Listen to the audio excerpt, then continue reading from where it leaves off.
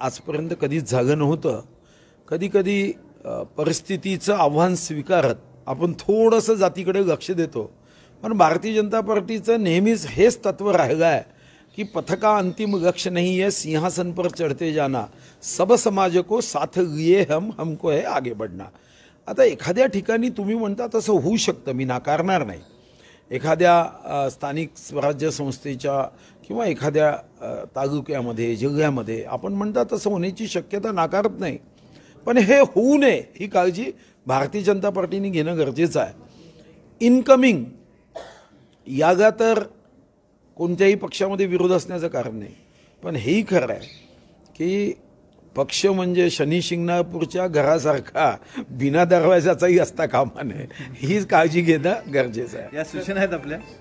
नाही, ही सूचना नाही, ही कार्यकर्त्यांची भावना आहे. पण ज्या पद्धतीने मागच्या काही दिवसामध्ये इन्कमिंग झालं, नाशिक असेल, जळगाव असेल, स्थानिक जे जुने पदाधिकारी आहेत, नेते आहेत, त्यांना विरोध होता. त्यांचा अनेक इन्कमिंगचे जे प्रवेश झाले त्यांना नाराज आहेत. नाराजीचा सूर खरं तर आहे. महाराष्ट्रात अनेक ठिकाणी हा भाव आहे की त्या ठिकाणच्या युनिटला जर तुम्ही विश्वासात न घेता प्रवेश करता तेव्हा त्यामधून साधारणतः एक स्वाभाविक प्रतिक्रिया तर येते. हे काही भारतीय जनता पार्टीमध्येच होते असं नाही आहे, हे शिवसेनेमध्ये व्हायचं. शिवसेना म्हणजे उद्धव बाळासाहेब ठाकरेंची शिवसेना. मला वाटतं की धीरे धीरे प्रत्येक पक्ष मग यातून काही सुधारणा करतोच.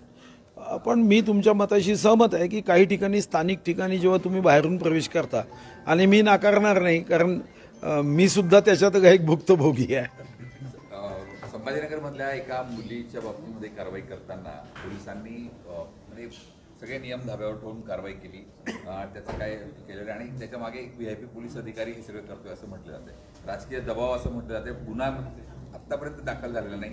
गेल्या 48 वर्षापासून मागणी होत असताना नाही, गुन्हा तर दाखल झालाच पाहिजे. ज्या महाराष्ट्रात आपण छत्रपती शिवाजी महाराजांचा महाराष्ट्र म्हणतो, जय भवानी जय शिवाजी शिवाय आपण आपलं कोणताही सभा कार्यक्रम पूर्ण करत नाही.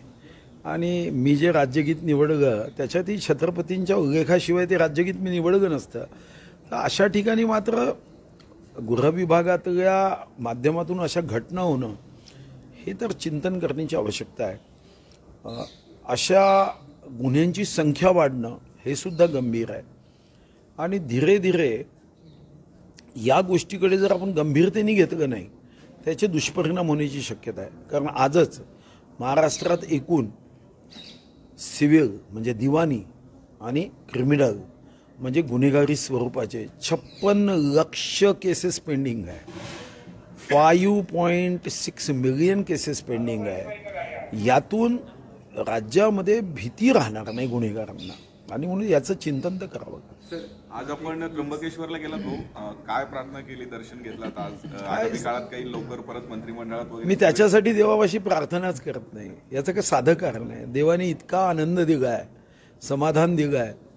उद्या मंत्रिपदावर जायचं आणि चुकून पुन्हा आपल्या तोंडातून काही निघायचं आणि 4 दिवस तेच TV मध्ये पाहायचं, यापेक्षा जिथं आहे तिथं समाधानी आहे.